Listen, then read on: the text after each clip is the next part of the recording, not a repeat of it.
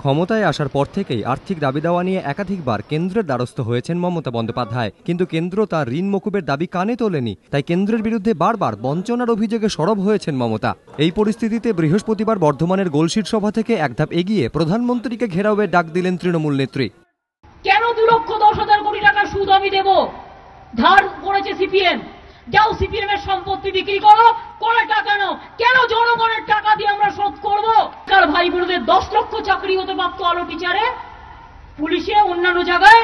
একদিন তো আমি চাই বাংলা থেকে সব মানুষ চলুন দিল্লিতে, গিয়ে ওখানে প্রধানমন্ত্রীকে ঘিরে বসে থাকতে হবে, গিয়ে বলতে হবে সিপিএম এর পকেট টাকা আমরা দেব না, দেব না, দেব না।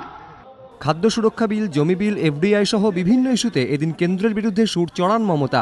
বলেন, কংগ্রেসের খাদ্য সুরক্ষা বিল ভাওতা।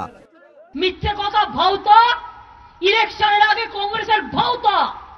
আমি চ্যালেঞ্জ করে বলছি, ভাওতা ফুড বিলে কোনো টাকা নেই।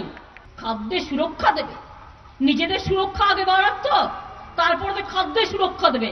5 বছর করতে পারে না, নির্বাচনের আগে সব ভাওতা দেয় মানুষকে। তিনি যে জোর করে জমি অধিগ্রহণের বিরুদ্ধে এদিন ফের তা স্পষ্ট করে দেন মমতা। জানিয়ে দেন, কাটোয়ায় প্রস্তাবিত তাপবিদ্যুৎ কেন্দ্রের জন্য সরকার জোর করে কোনো জমি অধিগ্রহণ করবে না। মমতা এদিন ফের দাবি করেন, ইউপিএ আর ক্ষমতায় আসবে না। তার আশা, কেন্দ্রের নতুন সরকার তাদের দাবি মানবে। মমতা এদিন বলেন, বাম আমলে করা ঋণের টাকা কেন্দ্র মকুব করে দিলে সেই টাকা তিনি উন্নয়নের কাজে লাগাবেন। তার দাবি, রাজ্যে 10 লক্ষ চাকরির ব্যবস্থা করবেন। আশাবুল হোসেন, এবিপি আনন্দ।